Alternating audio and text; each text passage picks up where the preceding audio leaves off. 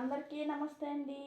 ఈ యొక్క జ్ఞానాన్ని మనకి అందిస్తూ ఉన్నటువంటి శ్రీ శ్రీ శ్రీ ఆర్ఎస్ఆర్ గురువు గారికి హృదయపూర్వక నమస్కారములు. అలాగే హోమ్ సొసైటీ కుటుంబ సభ్యులకు, యూట్యూబ్ మిత్రులందరికీ పేరు పేరున స్వాగతం సుస్వాగతం అండి.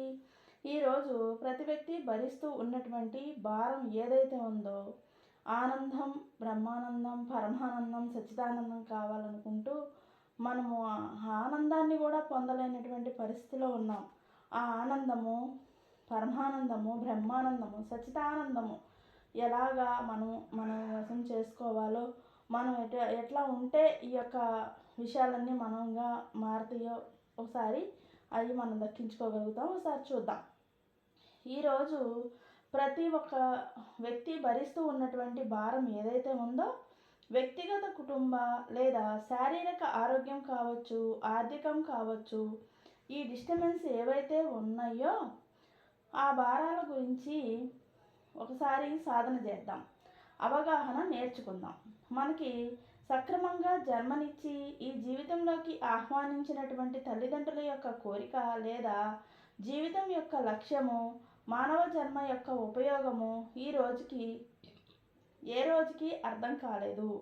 ఈ కాన్ఫరెన్స్లో ఉన్న మీరు ప్రపంచంలో ఉన్న ప్రతి మనిషి యొక్క జీవిత పరమార్థము, జీవిత లక్ష్యము, అసలు ఎందుకీ బ్రతుకు అనే యొక్క అర్థమే తెలియనటువంటి బ్రతుకులో ఉన్న జీవితాలు మనవి. ఓ ఊర్లో ఓ పనం మొదలు పెడితే దాని పరమార్థం తెలియకుండా మనం మొదలు పెట్టం. చివరికి వండుకునే ఆహారం కొరకు వండుకునే ఉంటున్నారంటే తినాలి, దాని ద్వారా శక్తి పొందాలి. శరీరానికి అవసరమైన భౌతిక శక్తిని పొంది జీవితాన్ని కొనసాగించుకోవాలి. దీనికి ఒక అర్థం ఉంది. కానీ మన జీవితంలో ఎన్ని పనులు క్లారిటీగా చేసుకుంటూ స్పష్టత కలిగి అన్నింటి మీద ఉన్నాము, కానీ అనుకుంటున్నాము, కానీ స్పష్టత లేదు. డిస్టర్బెన్స్లే మొత్తం. ఉదాహరణగా తీసుకుందాం. ఈ కాన్ఫరెన్స్లో ఉన్న మీ యొక్క భారాలు అనేకం. ఒక్కొక్కరిది ఒక్కొక్క టైపు, పలు రకాలుగా, పలు విధాలుగా ఉన్నటువంటి మీ యొక్క భారాన్ని మోయడానికి మీరెవరు? మరొక్కసారి చెబుతున్నాను, అనేక రకాలుగా, అనేక బాధలు, అనేక భారాలు కలిగి ఉన్నటువంటి మీరు ఆ భారాన్ని మోయటానికి మీరెవరు? ఆ భారానికి మీరేమవుతారు? చాలా స్పష్టంగా చెబుతున్నానండి. మీకు ఎవరైనా ఏ సమస్య అయినా మీకు మీ జీవితంలో వచ్చినట్లు ఏ ఇబ్బంది ఎలాంటిదైనా భరించడానికి మీరు ఎవరు? మీకు వచ్చిన ఆ సఫరింగ్కి, ఆ భారానికి, ఆ ఇబ్బందికి, గందరగోళానికి మీరేమవుతారు? మీరెవరు? మీరేమవుతారు? ఎప్పుడన్నా పరిశీలన చేసుకున్నారా? అసలు ఈ థాట్ వచ్చిందా? పెయిన్ వచ్చింది, శరీరానికి కొంచెం నొప్పి వచ్చింది, దానికి మీరెవరు? కుటుంబానికి సంబంధించి ఒక సమస్య వచ్చింది, డబ్బుకు సంబంధించిన ఒక సమస్య వచ్చింది, దానికి మీరేమవుతారు? అనుకోవచ్చు, బాధితులు మాత్రం కంపల్సరీ అవుతారు. ఆ బాధకు, ఆ వ్యక్తికి బాధితులు అవుతారు. బాండింగ్ వరకే తెలుసు, రియల్ బాండింగ్ అది కాదు. మీరేమవుతారు అన్నప్పుడు గందరగోళం అవ్వాల్సిన అవసరం లేదు. మనకి సమాజంలో పెట్టుకున్నటువంటి సిస్టమ్ ఒకటి ఉంది. ఆయన మీకు ఏమవుతారు? భర్త. ఈమె మీకు ఏమవుతారు? భార్య. వారేమవుతారు? భర్త. వీరెవరమవుతారు? తల్లిదండ్రులు, అక్క, చెల్లి, తమ్ముడు, చిన్నాన్న, తాతయ్య, తాత, ముత్తాత, తోడబుట్టిన వారు, రక్త సంబంధీకులు, అట్లా ఇట్లా మేనమామ, ఇన్ని బంధాలతో మమేకమై పిలుచుకుంటూ ఉంటాం. ఏమవుతారు? వారికి మీరు ఒక బాండింగ్ ఉంది, బంధం ఉంది. బాండింగ్ వల్ల అది బిడ్డలు కావచ్చు, తల్లిదండ్రులు కావచ్చు, రక్త సంబంధీకులు కావచ్చు, ఎవరైనా కావచ్చు. టోటల్ ఎంటైర్ ప్రాబ్లం వల్లనే ఏర్పడింది. బంధాలే సమస్యకు కారణం. ఆ సమస్యకు మీరు ఏమవుతారు? అనుకోవచ్చు, మా అబ్బాయితో ప్రాబ్లం అండి, లేదంటే మా ఆయనతో ప్రాబ్లం అండి, మా ఆవిడతోనే ప్రాబ్లం అండి అనుకోవచ్చు. ఆ సమస్య ఏర్పడిన సమస్య మీకు ఉన్నటువంటి రిలేషన్ ఏమిటి? బంధం అంటే భారమైందా? మనం ఏర్పడినటువంటి భావాలతో ఏర్పరచుకున్నటువంటి సాంప్రదాయబద్ధమైనటువంటి సత్సంబంధాల యొక్క సమ్మేళనమైనటువంటి యొక్క వరుస క్రమంగా తరతరాలుగా వస్తున్నటువంటి వంశ పారంపర్యంగా ఏర్పరచుకొని మనకు వస్తున్నటువంటి ఈ వంశ వృక్షాల వలన మనిషికి ఏర్పడిన గందరగోళం. సరే, ఇది ఎలా ఉంచండి. మీ సమస్యకు మీరేమవుతారు అనేది పక్కన పెట్టండి. మీకు ఏర్పడిన సమస్య దేనికైనా కానీ ఒక్కొక్క కుటుంబంలో ఒక్కొక్క సమస్య ఉందని అనుకుందాము. బిడ్డలకు ఒకటి, తల్లిదండ్రులకు ఒకటి, పెద్దవారైతే వారికి ఒకటి, మగవారికి ఒక సమస్య, ఆడవారికి ఒక సమస్య, అది ఏదైనా కావచ్చు. ఒక్కొక్క సమస్య ఉంది. ఇంతకీ మీరు అనుభవిస్తున్న సమస్య ఎక్కడా మీకు పనిచేస్తుంది? మరి ఒకసారి అర్థం అవడానికి చెప్తున్నాను. సమస్య ఎవరిది? మీకు ఎదురవుతున్న సమస్య ఎక్కడ పనిచేస్తుంది అంటే, నా ఒళ్ళు బాలేదని, నా మనసు బాలేదని అనుకుంటూ ఉంటాం కదా. మీకు ఎదురైనటువంటి ఈ రోజున ఉన్న రాత్రి పడుకొని లేచిన తర్వాత నీ ముందు ప్రత్యక్షమైనటువంటి సమస్యకు నీవేమవుతావు? అది నీకెక్కడ పనిచేస్తుంది? ఇది రెండో ప్రశ్న.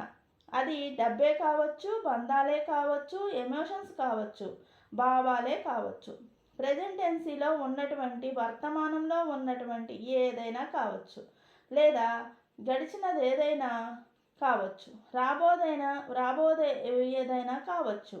మీకు శరీరంలో ఎక్కడ పనిచేస్తుంది? మీ శరీరం పైన, మీ మనసు పైన, మీ ప్రాణం పైన, లేదా మీ ఆత్మ పైన, లేదా మీ జీవితం పైన 5 తేడాలు గమనించాం మనం. మీకు ఎదురైనటువంటి సమస్య దేని మీద పనిచేస్తుంది? అది దేని మీద పని చేయాలి? ఒకసారి గమనించి, నేను ఎదుర్కొంటున్నటువంటి సమస్య నా శరీరంలోదా, లేదా నా జీవితం దేని మీద పనిచేస్తుంది, దేని మీద ప్రభావం చూపిస్తుంది, దానికి నేనేమవుతాను అనుకుంటూ ఉంటాం కదా. కర్త, కర్మ, క్రియ. ఎవరు చేసుకున్నది వారు అనుభవించాలి. కర్మ ప్రారంధులు అనుకుంటాం కదా. చేసుకున్నది సంబంధం, చేసుకున్న దానికి నీకు సంబంధం, చేసుకున్న దానికి మీ యొక్క అనుభూతి ఏ స్థితిలో, ఏ స్థాయిలో జరుగుతుంది, టోటల్ ఎంటైర్ మన జీవితంలో చూస్తున్నాం మనం. ఇప్పుడు ఒక్కొక్కరు మీ యొక్క వ్యక్తిగత పరిశీలనలోకి వెళ్ళండి. మీకు ఏర్పడుతున్నటువంటి బాధ, లోతు, సమస్య, దానికి మీరేమవుతారు? బాధితులమైతే కాము. తుఫాను వచ్చినప్పుడు అంటారు వరద బాధితులు అని, సునామీ వచ్చినప్పుడు అంటారు సునామీ బాధితులని, భూకంపం వచ్చినప్పుడు అంటారు భూకంప బాధితులని అంటారు. అలాగే ఒక వ్యాపారం ఏదైనా డిస్టర్బ్ అయితే దానికి సంబంధించినటువంటి బాధితులు అంటారు. ఆ నష్టాలతో బాధితులు, లేదా వ్యక్తితో నష్టపోయినటువంటి బాధితులు. ఇలాంటి బాధితులు మాత్రమే అయ్యామా? మన సమస్యకు మరేమైనా బాంధవ్యం ఏమైనా ఉందా? బాధితులమైతే సమస్య లేదు. ఎందుకంటే బాధ అనేది పరిధులుంటాయి. అది దాటి రాదు. రోడ్డు మీద ఉన్న సమస్య రోడ్లలోనూ, గందరగోళం ప్రకృతిలో ఉన్న సమస్య ప్రకృతిలోనూ, ఇంటికి వచ్చిన తర్వాత ఆ పడక మంచం కింద హాయిగా నిద్రపోవలసిన సమస్యను సందర్భంలో కూడా మనం బాధపడుతున్నాం అంటే ఎంతో అద్భుతమైన రిలేషన్ అయితేనే మనం తీసుకొని బాధపడతాము. మనకు ఏర్పడిన సమస్యకు మనకి ఉన్న బాధితులం మాత్రమే కాదు, మనసా వాచా కర్మేణ త్రికరణ శుద్ధిగా అన్ని ప్రాణాత్మ శరీరాల కన్నా గొప్పగా దాన్ని తీసుకొని వెళ్ళి ఉన్నతమైన స్థాయిలో, ఉన్నతమైన స్థానంలో పెట్టాము. మీ సమస్యకు మీకున్న దైవం కన్నా మిన్న. ఫస్ట్ ఆఫ్ ఆల్ తెలుసుకోండి, మీరు ఏర్పరచుకున్న సమస్య, మీకు ఏర్పడిన సమస్య ఏదైతే మీరు ఎక్స్పీరియన్స్ చేస్తూ ఉన్నారో, ప్రాబ్లం ఏదైనా కావచ్చు, ఆ ప్రాబ్లంకి మీకు ఉన్నటువంటి రిలేషన్ దైవం కన్నా గొప్ప స్థితిలో ఉంచారు. మరి మనకు తెలిసినటువంటి ఫిలాసఫీ, మనకు తెలిసిన సిద్ధాంతం, దైవం అంటే భరించేవారు. మన సాధక బాధల్ని, మనకు ఉన్నటువంటి భారాల్ని భరించేవాడు దైవం.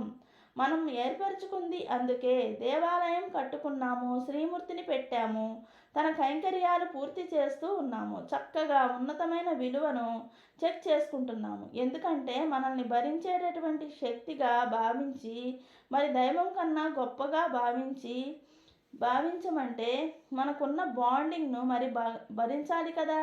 మీరెందుకు భరిస్తున్నారు? ఈ శరీరం ఎందుకు భరిస్తుంది? నీ మనసు ఎందుకు భరిస్తుంది? నీ ప్రాణం ఎందుకు భరిస్తుంది? నీకున్న జీవితం ఏ వయసులో ఉన్నా మీరు ఈ వయసులో ఇన్ని కష్టాలు అవసరమా అని చెప్పని మన జీవితానికి కనెక్ట్ చేసుకుంటాము కదా. మీ జీవితం ఎందుకు భరిస్తుంది? అది ఏదైనా కావచ్చు, ప్రాణాంతకమైన విషయం కావచ్చు, ప్రాణాలు తీసేటటువంటి ఏ భావం అయినా కావచ్చు. ఎందుకు మీరు యాతన పడుతున్నారు? ఇక్కడ తనకు మించిన బరువెత్తుకున్నాను అని కొన్ని మాటలు మనం మాట్లాడుతూ ఉంటాం కదా. తలకు మించిన భారం పెట్టుకున్నాం కదా. అన్నిటికన్నా గొప్పగా నేను ఆ విషయాన్ని ఇష్టపడ్డాను, ప్రాణం కన్నా ఎక్కువగా నేను ఇష్టపడ్డాను. ఇవన్నీ భావాలు మనకి. ఈ భావాలతో మనం ఏర్పరచుకున్నటువంటి ఆ గాయాల యొక్క సంబంధం, ఆ బాధకి మనకి ఉన్న సంబంధం, మనకున్న సమస్యకి మనకున్నటువంటి సంబంధం, దైవానికి మనకున్న సంబంధం కన్నా మిన్న. తల్లి, తండ్రి, గురువు, దైవం మనకు తెలుసు. దీన్ని మించిపోయి హైలైట్ చేసుకొని గొప్పగా మార్చుకొని గొప్పగా సంబంధం కలిగి ఉన్నాము. ఆ సంబంధము సంవత్సరం నుంచి పడుతున్నారా, 5 ఏళ్ళ నుంచి పడుతున్నారా, పుట్టిన దగ్గర నుండి పడుతున్నారా, లేదా తాత్కాలికంగా ఇప్పుడొచ్చిందా? ఇప్పుడు వచ్చిన సమస్య ఎప్పుడైనా కానీ సమస్య మీకు దైవం కన్నా మిన్నగా మారిపోయింది.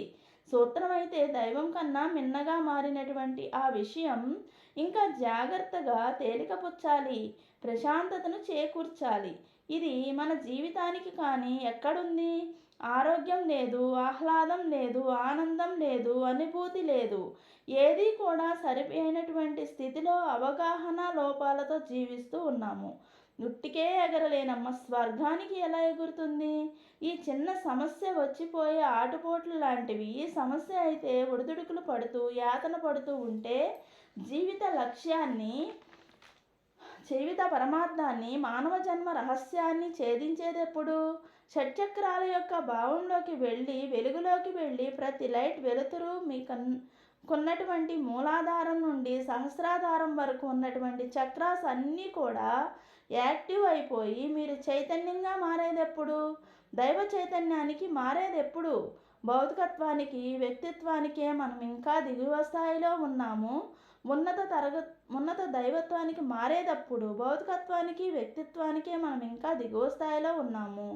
ఉన్నత తరగతుల్లో ఇంకా పేద తరగతి కంటే నిరుపేద, నిరుపేద కంటే కడుపేద, కడుపేద కంటే దౌర్భాగ్యం, పేదరికంలో ఉన్నాము.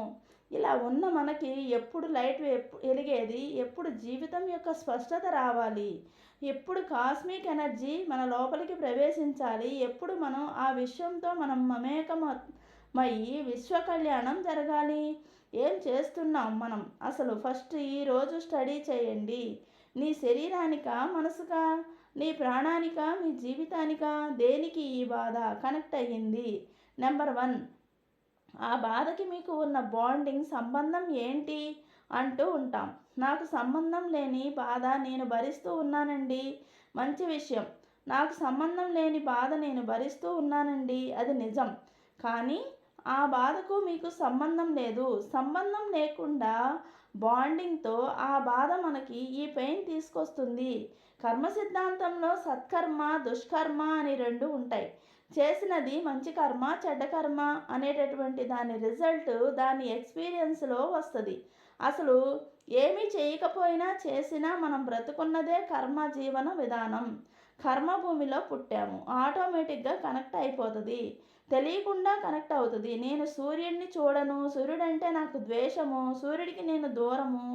ఎంత దాక్కున్నా నువ్వు ఉన్న ప్రదేశానికి వెతుక్కుంటూ వచ్చే సౌరశక్తి, ఉష్ణశక్తి, వాయుశక్తి, జలశక్తి, ధరణి శక్తి, ఆకాశ శక్తి, వాటి యొక్క శక్తులు నిన్ను వెతుక్కుంటూ వస్తవి.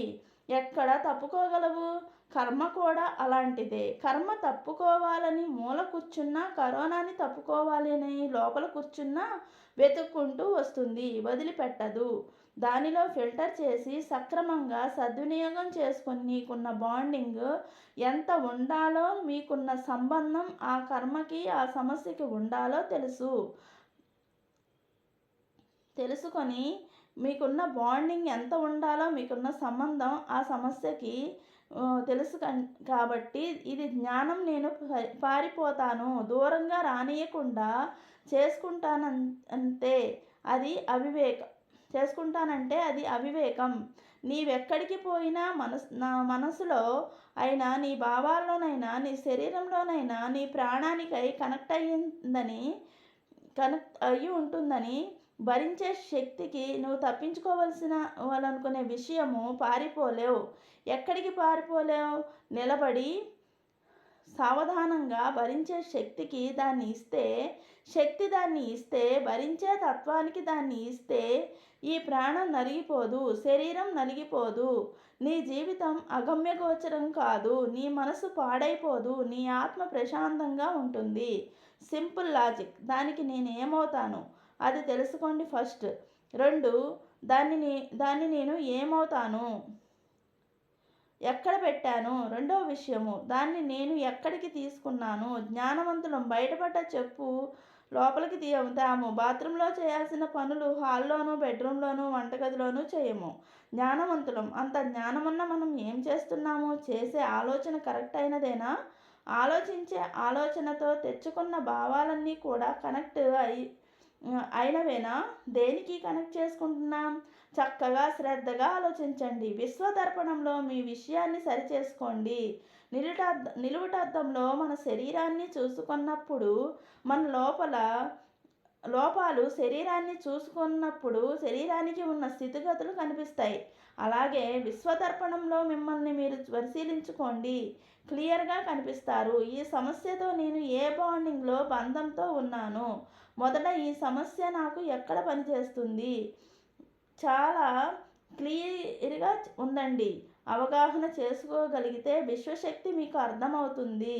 మన అరికాలి నుంచి తల వరకు అవసరమైన అన్నింటినీ అప్లై చేస్తూ ఉన్నటువంటి ఆ ప్రాణశక్తి, ఆ ప్రాణేశ్వరుడు, ప్రాణప్రదాత, అద్భుతమైనటువంటి చైతన్యం కలిగినటువంటి ఆ తత్వమే విశ్వశక్తి. ఆ విశ్వశక్తితో నాకున్న బాండింగ్ వీటన్నిటినీ దూరం చేస్తుంది. సమస్యతో నాకున్న బాండింగ్ విశ్వం నుంచి దూరం అవుతుంది. విశ్వం మీన్స్ దైవం లేదా ఆనందం, పరమానందం, సచ్చిదానందం దూరం చేస్తుంది. ఆ విశ్వంతో నాకు బాండింగ్ ఏర్పడితే, సమస్యతో నాకు బాండింగ్ ఏర్పడింది అనుకోండి, ఆ సమస్యను తీసుకెళ్ళి నెత్తి మీద పెట్టుకొని అనుభవిస్తున్నామనుకోండి, ఆ సమస్య నేను లోనున్నటువంటి అంతఃకరణ పొరలకు నేను అంటించుకున్నాను అనుకోండి, ఆ సమస్య నేను షట్చక్రాలకు నేను యాక్టివ్ చేసుకొని 7 దీపాలు ఆపేశాను అనుకోండి, ప్రతిరోజు దుఃఖమే, ప్రతిరోజు నరకమే. ఎందుకంటే చెప్పులో గుచ్చుకున్న ముల్లే చెప్పు వేసుకున్నప్పుడల్లా గుచ్చుకుంటుంది. అది శరీరంలోకి అప్లై చేసుకున్న పుల్లు అది గందరగోళం చేస్తుంది. ప్రాణం పోనివ్వదు, బ్రతకనివ్వదు, ముద్ద తిననివ్వదు, మనశ్శాంతి ఉంచనివ్వదు, ఊపిరి తీసుకోనివ్వదు, ఆహ్లాదంగా ఉండనివ్వదు. మీరు మొయ్యటానికేనా నా ఈ జన్మ పరమార్థం? ఇంత గొప్ప మానవ జన్మలోకి నేను వచ్చింది ఈ ఎక్స్పీరియన్స్ చేయడానిక? అనవసరమైనటువంటి బాండింగ్, అనవసరమైన బంధాలు పెట్టుకోవడానిక మీరు వచ్చారు? కాదు. అర్థం ఉందండి, పరమార్థం ఉందండి. మానవ జన్మకు పరమార్థం ఉంది. మీ కుటుంబంలో ఉన్నటువంటి ఆ పాత్రకి, అమ్మ నాన్న కావచ్చు, బిడ్డ కావచ్చు, పాత్రకి ఒక పరమార్థం ఉంది. న్యాయం చేకూర్చండి, అన్యాయం అవ్వకుండా ఉంటారు. అద్భుతమైన విశ్లేషణ విన్నామండి. విశ్వంతో బాండింగ్ తీసుకుందాము. ఆ విశ్వశక్తితో మాత్రమే రైట్ బాండింగ్, రైట్ బంధం కలిగి సమస్యలతో ఉన్నటువంటి బంధాన్ని మనం తెంచుకుందాము. కుటుంబ బంధాలు మనకి ఎప్పుడూ ఉండాలి. కొసాకరి వరకు ఈ సమస్యలతో ఉన్న బంధాన్ని తెంచుకుందామా?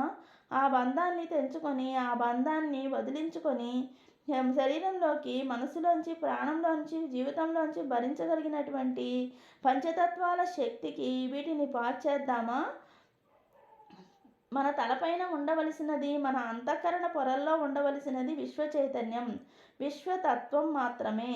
చిరునవ్వు, మందహాసం, ఆనందం, ఆహ్లాదం, ఏ భారం లేనటువంటి మనస్తత్వం, ఏ భారం లేనటువంటి నవ్వు, ఏ భారం లేనటువంటి నిద్ర, ఏ భారం లేనటువంటి ఊపిరి తీసుకునే విధానం. ఎందుకంటే మనకున్నటువంటి సంబంధం సమస్యతో ఉన్న సంబంధం.